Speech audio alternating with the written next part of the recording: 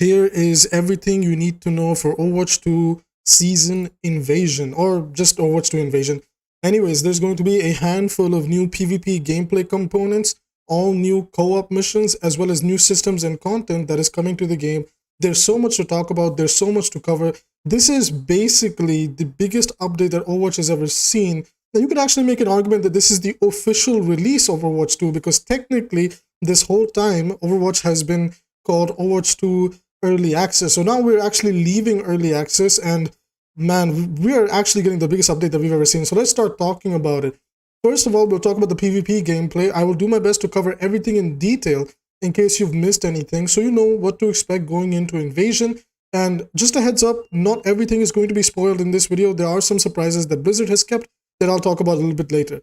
First of all, we have 𝐒𝐿aRi, the new support hero. They are promoting her with the tagline, "Dominate the opposition." We've seen that she seems to be a little bit more of an off-healer type character. She seems to be more DPS focused, and she uses a healing turret. From what we've heard of a high-ranked player who has probably seen gameplay of her, he pretty much called her entire kit perfectly, and she can heal with a healing beam or like a something like that. We've not seen that yet, at least, but most likely if he got 90% of the things right, then the 10% that remains will probably be correct too.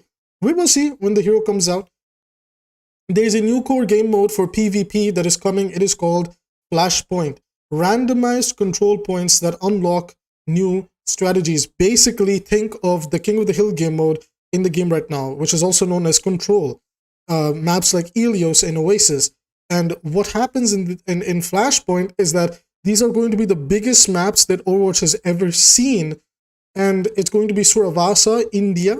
And we're also going to be going to Australia again with New Junk City in Junkertown. So it's going to be very exciting. And the control points, I believe there's a total of 6 control points, and all of them are randomized of where you must take your fights. So it's going to be like King of the Hill, and it's going to be a little bit more chaotic, but honestly, that's what Overwatch is, a chaotic hot mess that we all love, and I've grown up with it for the past 6 to almost 7 years now.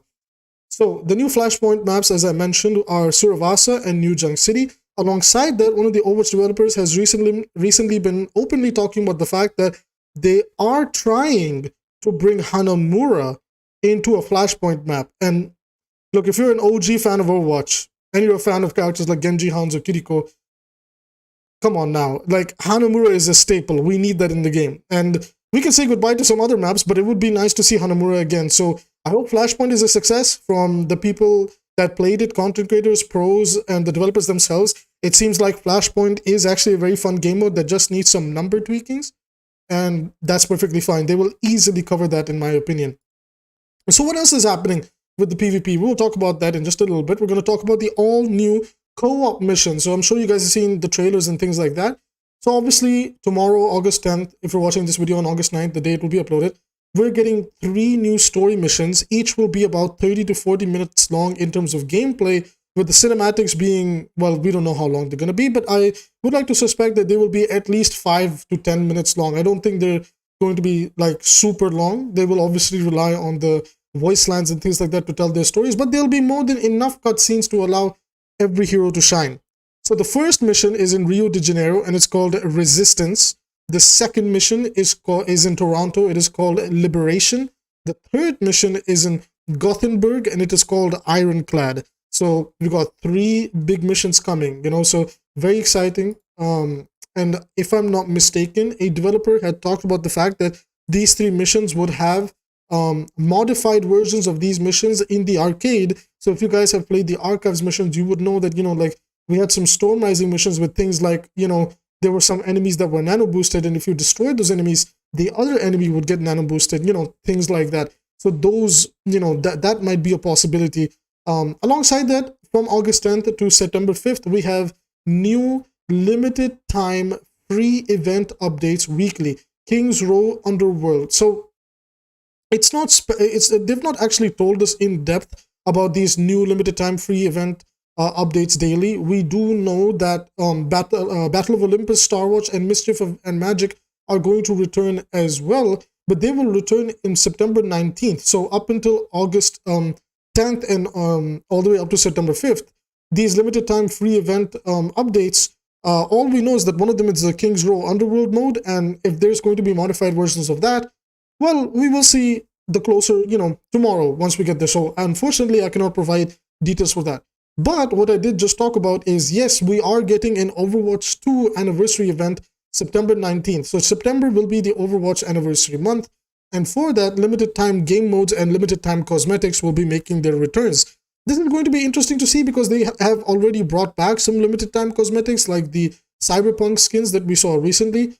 So it's going to be interesting to see. Maybe they'll bring back the Star Watch and Battle for Olympus skins in the shop.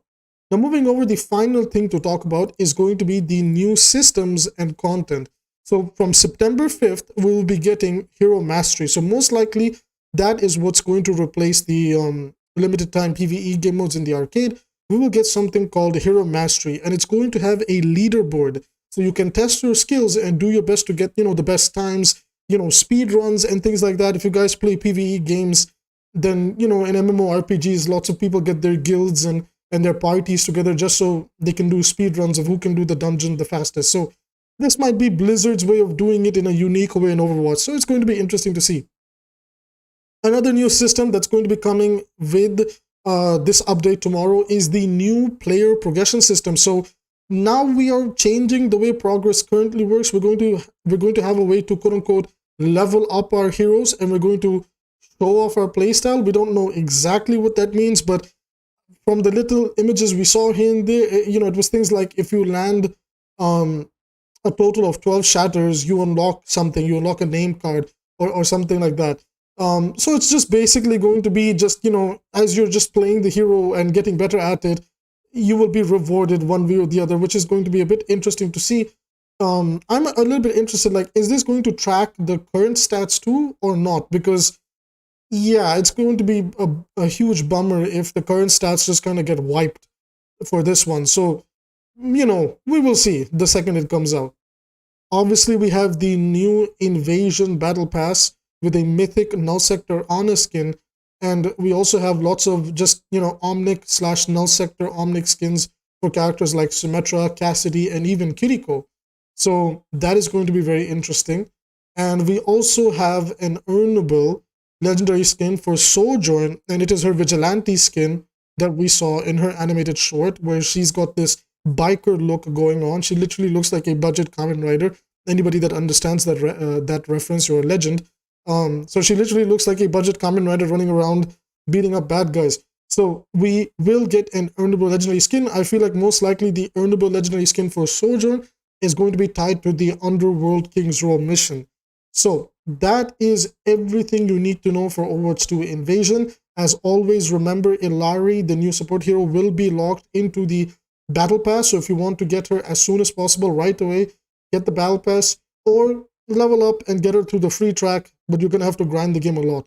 Although, I do think that this is going to be a very fun season for Overwatch. There's so much new stuff, there's so much new content, and we haven't even gotten the full patch notes yet. So who knows, maybe some of our favorite heroes might feel a little bit stronger, or unfortunately they might end up feeling a lot worse than they normally should, because this is still the Blizzard balance team for Overwatch.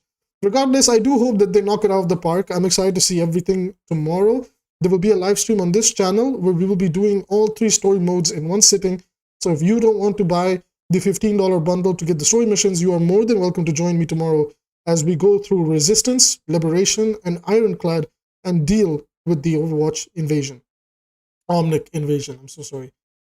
With that being said, if you want to support the channel for free, you can do so by liking and commenting. I have a Battle Pass giveaway. If you want to enter, all you have to do is write in the comment sections, Battle Pass giveaway.